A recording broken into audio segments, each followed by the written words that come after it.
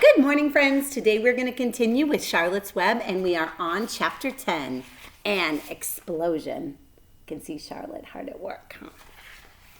Day after day, the spider waited, head down, for an idea to come to her. Hour by hour, she sat motionless, deep in thought. Having promised Wilbur that she would save his life, she was determined to keep her promise.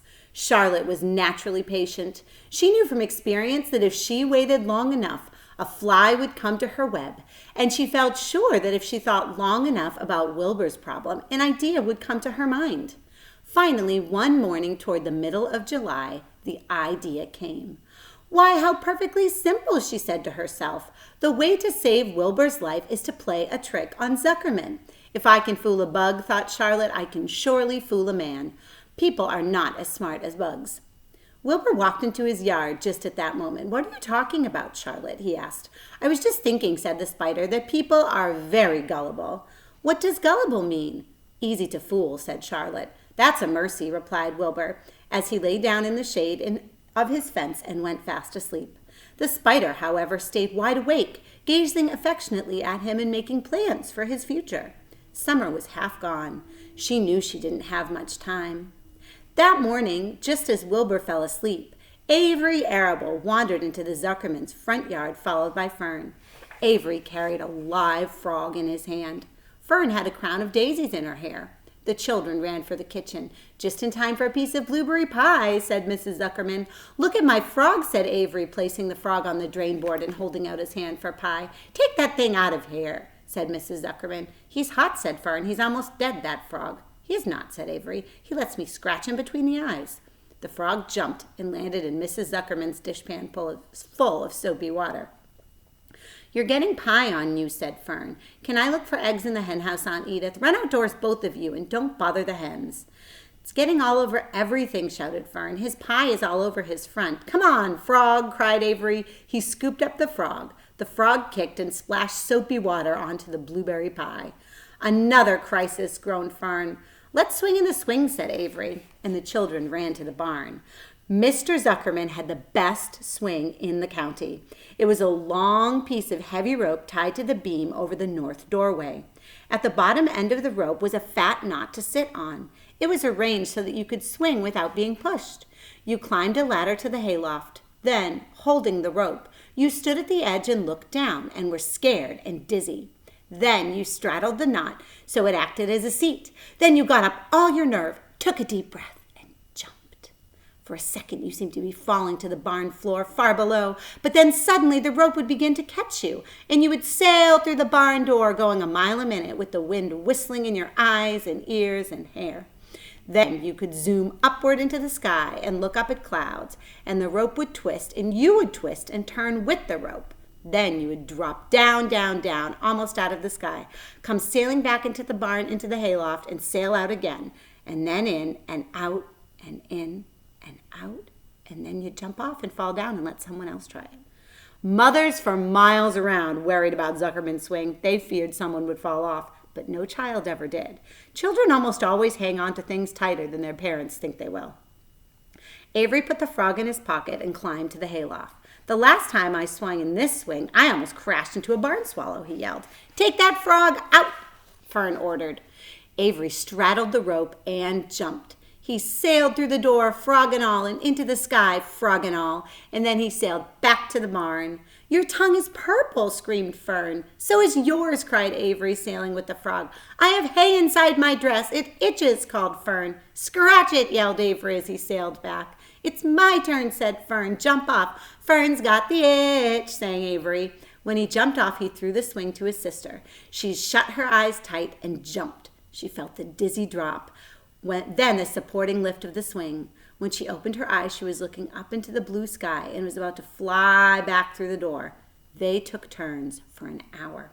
When the children grew tired of swinging, they went down toward the pasture and picked wild raspberries and ate them. Their tongues turned from purple to red. Fern bit into a raspberry that had a bad-tasting bug inside it and got discouraged. Avery found an empty candy box and put his frog in it.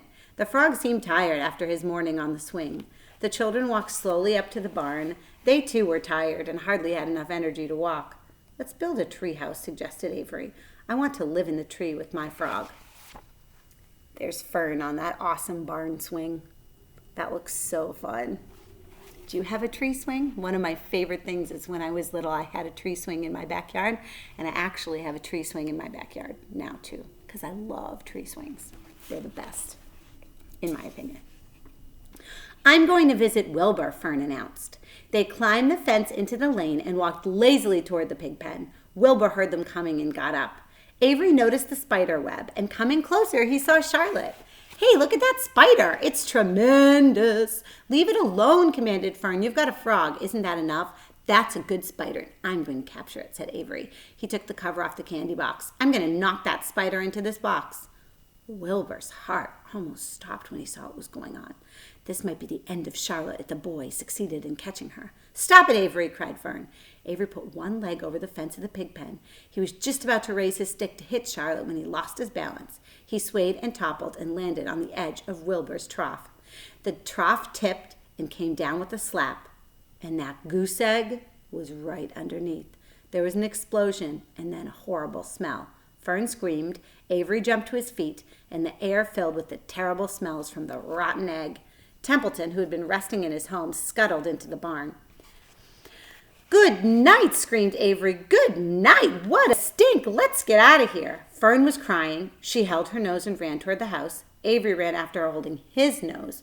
Charlotte was very relieved to see him go. It had been a narrow escape. There he is, and there's that egg. That stinky egg. Later that morning, the animals came up from the pasture, the sheep, the lambs, the gander, the goose, and the 7 goslings. There were many complaints about the awful smell, and Wilbur had to tell the story over and over again of how the arable boy had tried to capture Charlotte and how the smell of the broken egg drove him away just in time.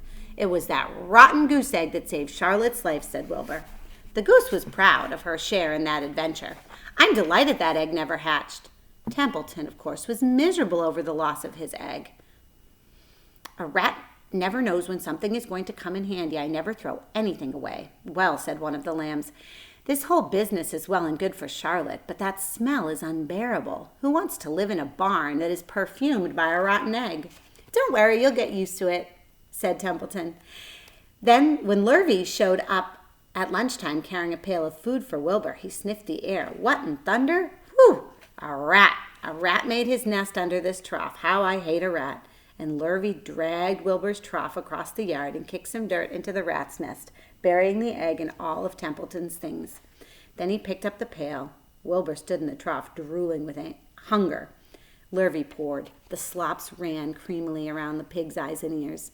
Wilbur grunted. He gulped and sucked and gulped, making swishing and swooshing noises. It was a delicious meal of skim milk, wheat middlings, leftover pancakes, half a donut, summer squash, 2 pieces of stale toast, a ginger snap, a fishtail, an orange peel, noodles from a noodle soup, the scum of a cup of cocoa, an ancient jelly roll, a strip of paper from the lining of the garbage pail, and raspberry jello. Wilbur ate heartily. He planned to leave half a noodle and a few drops of milk for Templeton. But he decided to leave a whole noodle because he knew how he was grateful to the rat for saving Charlotte's life. And Charlotte was trying to save his life. Now that the broken egg was buried, the air cleared and the barn smelled good again. The afternoon passed and evening came. Shadows lengthened. The cool and kindly breath of evening entered through the doors and windows.